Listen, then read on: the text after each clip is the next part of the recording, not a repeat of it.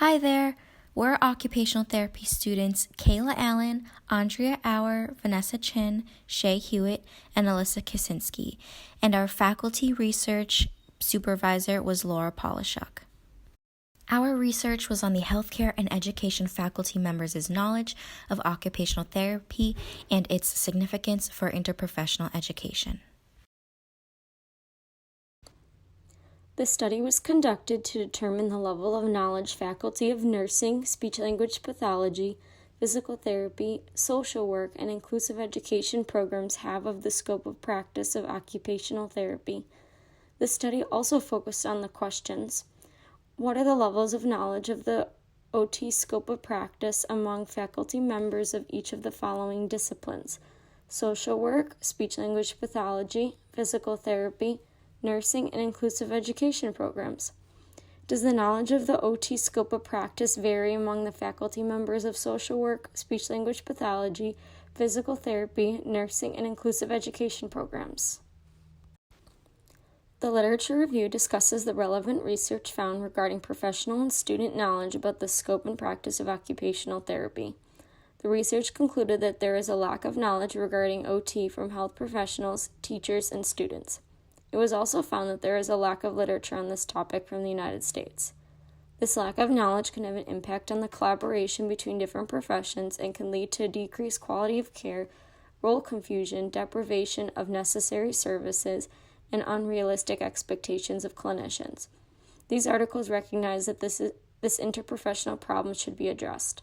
Through interventions such as increasing classes between interprofessional programs, knowledge and understanding between professions can increase the effectiveness of treatment for patients. After this review, it can be concluded that there is a lack of research on the knowledge faculty members have on the profession of occupational therapy. A gap in the literature exists regarding the knowledge of the scope of OT of those who are teaching future health and education professionals.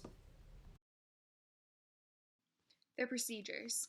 Prior to initiating this study, we received approval from the Human Science Research Committee.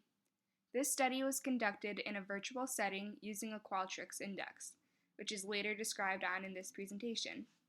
All correspondence and data collection occurred via email. The only inclusion criteria for this study was to be a part of a faculty team at a post-secondary level university or college in either physical therapy, speech-language pathology, nursing, social work, or inclusive education. A list of emails was compiled through manual research of all public emails by the researchers. The index was distributed to professors at all public and private colleges and universities across the United States, with the above programs starting on October 1st and closing on October 16th. The index was self-administered and then submitted, with informed consent being implied upon completion of the index.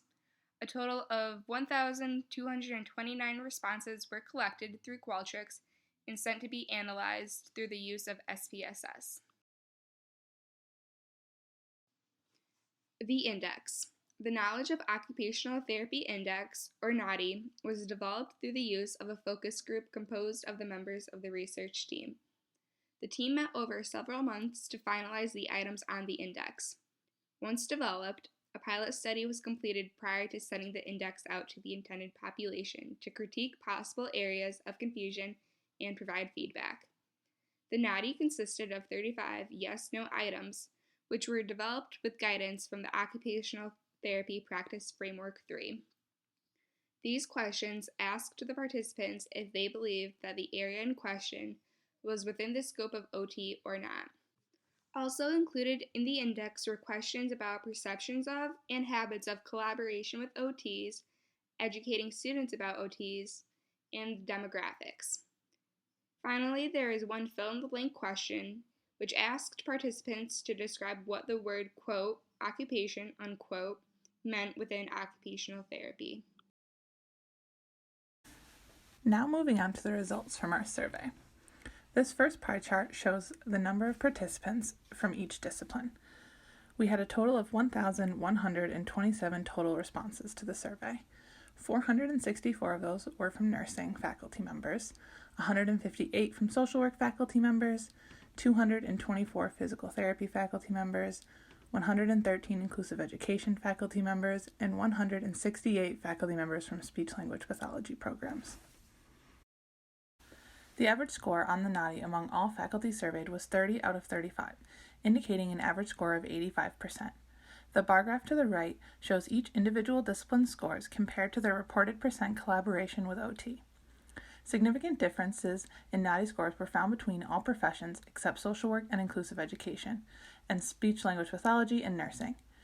PT faculty members scored significantly higher on the NADI compared to all other professions, with a moderate to large effect size between PT and speech, and a large effect size between PT and nursing, PT and social work, and PT and inclusive education. Additionally, there were significant differences in NADI scores between speech and social work and between speech and inclusive education, both with moderate effect size.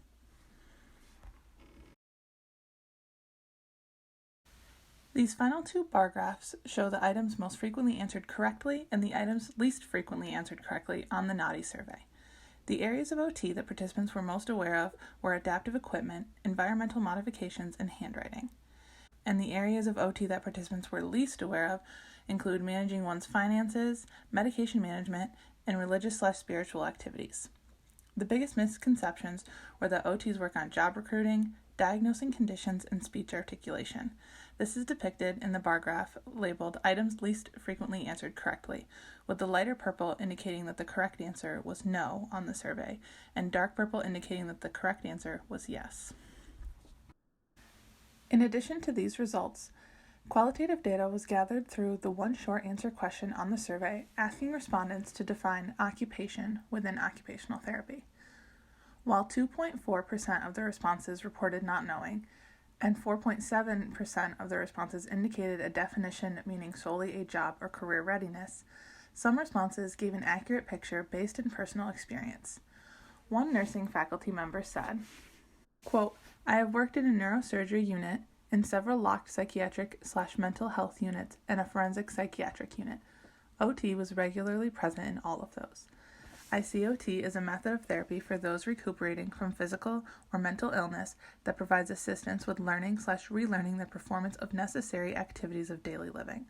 This can range from basic activities like washing clothes, brushing teeth, etc. to more complex issues." End quote. Another great example comes from a PT faculty member who explains, quote, "I think that is the hardest thing for the OT profession to work with. It is even harder than other therapy disciplines. Marketing and education is all about an easy-to-understand, clearly communicated approach. For the first few years, I did not clearly understand what occupation meant. In my mind, occupation is what you do for work and your job that you trade time for money for. Occupation, as I think I understand it now, in this context, is more about the task at hand. OTs are helping with the task at hand, whether it is laundry, cooking, cognitive work, or whatever. That now makes more sense in my brain from what I've collaborated in the clinic and how I currently collaborate in the academic environment." End quote. While these were only a couple examples of the wide variety of responses we received, in summary, the responses further indicated the importance of academic and professional collaboration between disciplines. As a group, faculty members of all disciplines studied have a good understanding of the scope of OT practice. However, the results demonstrate meaningful differences in the knowledge of OT among faculty members in the various disciplines, with PT faculty scoring the highest at 91%. This is consistent with previous research. Turia and researchers found that PTs are more informed about OT compared to nurses and physicians, but that the level of knowledge is limited for all three professions. Differences between discipline scores may be related to opportunities for collaboration. Results indicate a significant difference in NADI scores for those who collaborate with OT faculty members as compared to those who do not.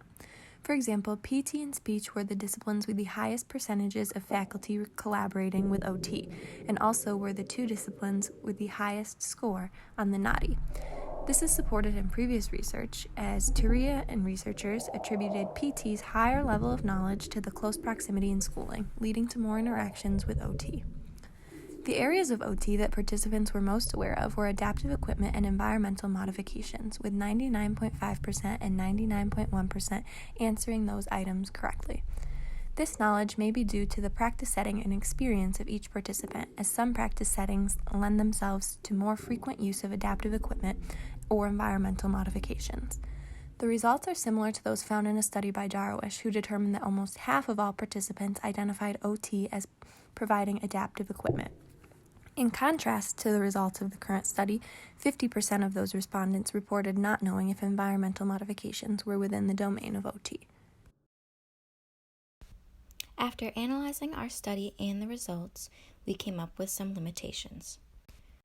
One limitation was that the survey was not timed, and participants were never told they could not look up items on the internet. Therefore, it is possible that participants looked up information that they may not have been aware of. This may have impacted their scores, depicting a higher level of knowledge as compared to actual knowledge.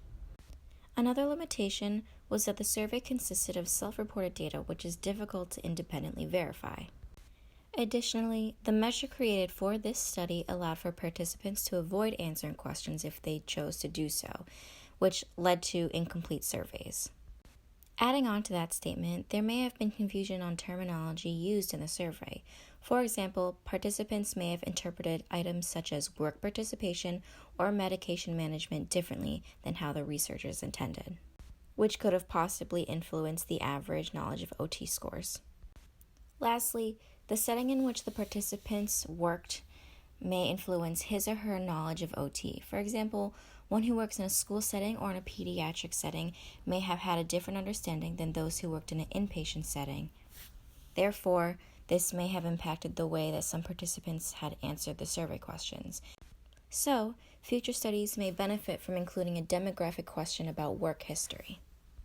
Other ideas for implications for practice include more research and studies of higher rigor should be completed on this topic to continue to develop our understanding of knowledge of other interdisciplinary team members.